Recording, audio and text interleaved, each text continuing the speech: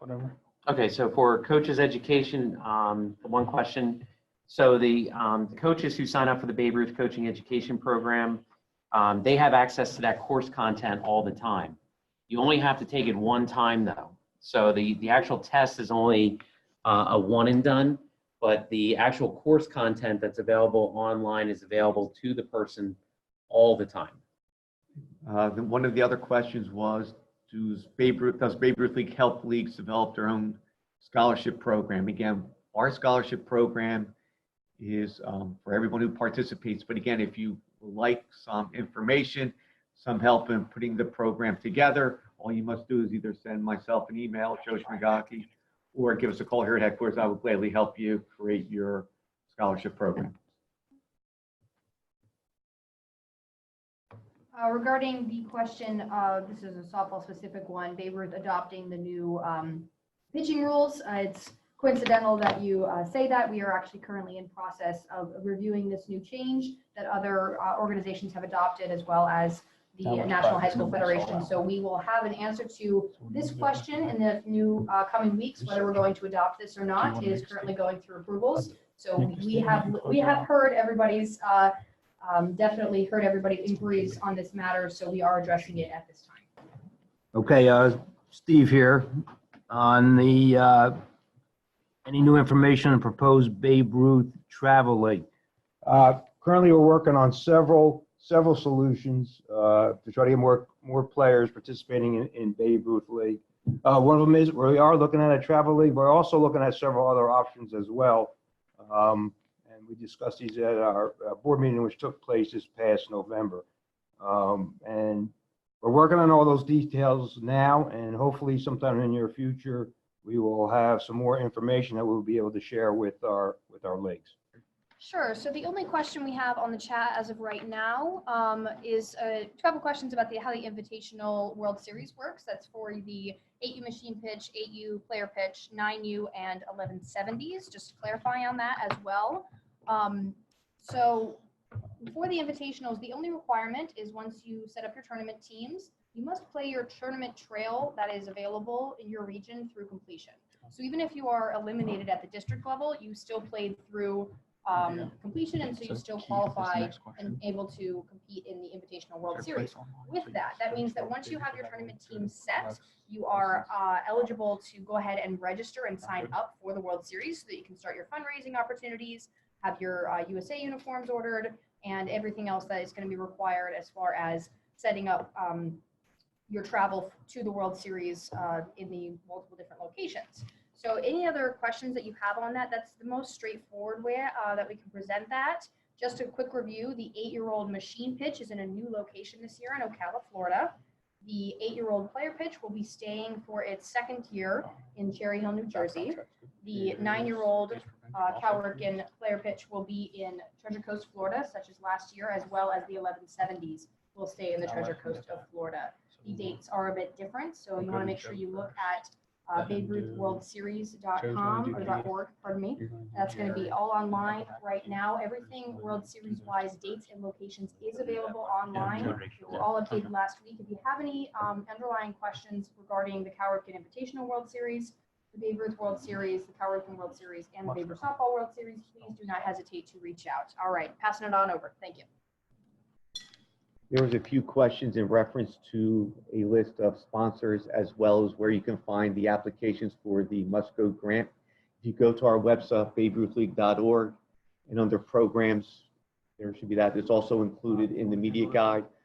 If you still have some questions or concerns, please reach out to myself here at headquarters, and I will gladly make sure that you are provided with all the details. Okay, on the question for background checks being good for 2 years as well as abuse prevention training.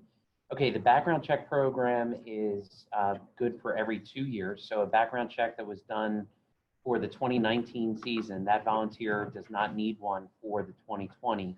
They would need one again for 2021. So anybody who had background checks done in 2018 and prior, those would have to have background checks completed for this year, for the 2020 season.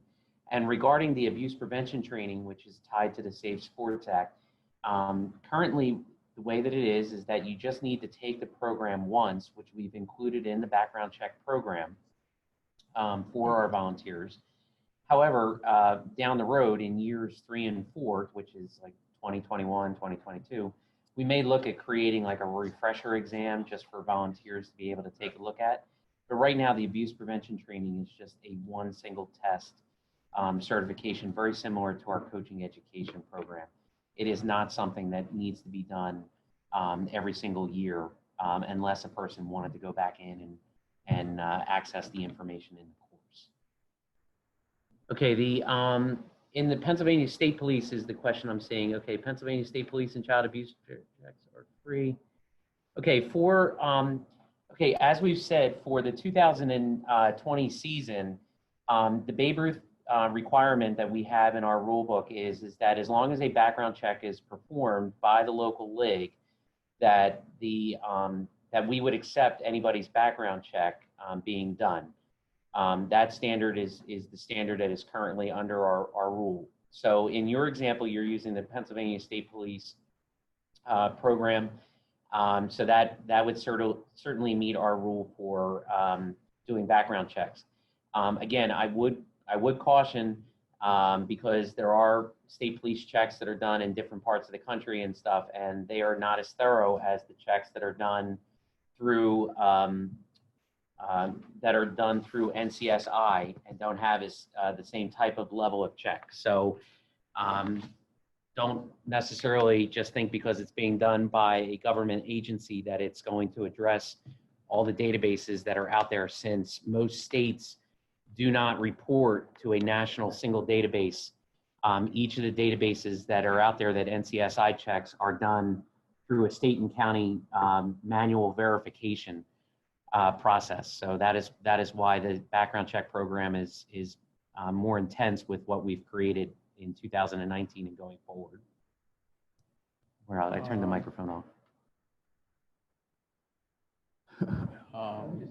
I would say that. I would say that's Okay, I saw another question here. Abuse prevention training is just once or a lifetime. Again, it is just, as it stands today, it's just once.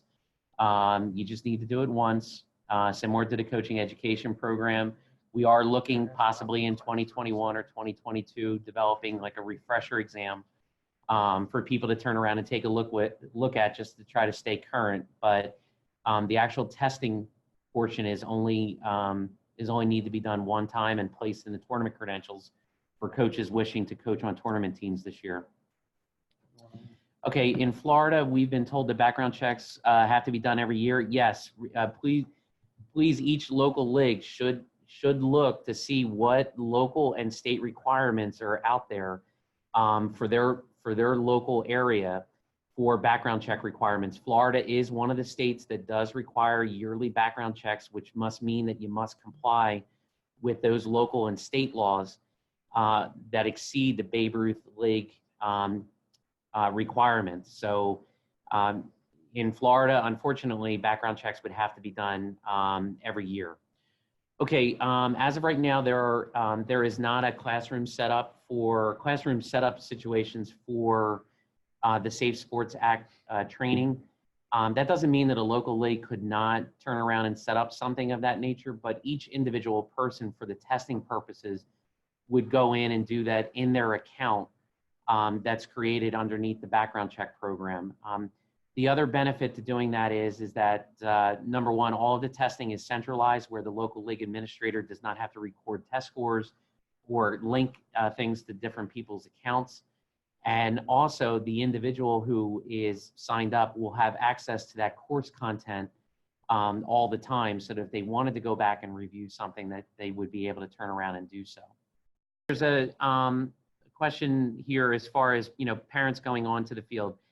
Of course, as being a volunteers as ourselves who coach and stuff like that, obviously there's always going to be a parent that might step in and help out in a practice or two, during the course of the year, just to help out because you might be missing somebody or having an extra hand.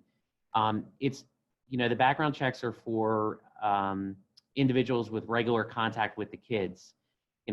Ideally, yes, you want to make sure that everybody is background checked and, is, out there for, the best intentions possible. And if they're out there on a regular basis, certainly. Sometimes you have to use some common sense. The Does a person go out there and coach simply by themselves, for an hour or two with the kids, and it's only one adult for 12 kids versus having somebody else step in and help, in practice? Well, and if it's an individual who's helping out on an informal basis, that's okay to get through, one or two times. But ideally, as a league official, you want to make sure that everybody that's coming in contact with the kids that on a regular basis are background checked. The question as far as, informally, the picking of all-star teams, that is, local league all-star teams are created under the jurisdiction of the local league board of directors. So what the local league board of directors wants to approve and grant access for individuals in their program under their charter to be a tournament team falls under that league's board of directors to determine. So if the local league wants to create more than one tournament team in a particular age group, they are welcome to do so. But again, the local league will decide as to who is coaching that team and who is playing on that team. And then they would just advise the district and state commissioners that they would be putting in more than one team in an age group for the purposes of scheduling with brackets and such. Okay, the recommendations or arrangements with companies for batting cages.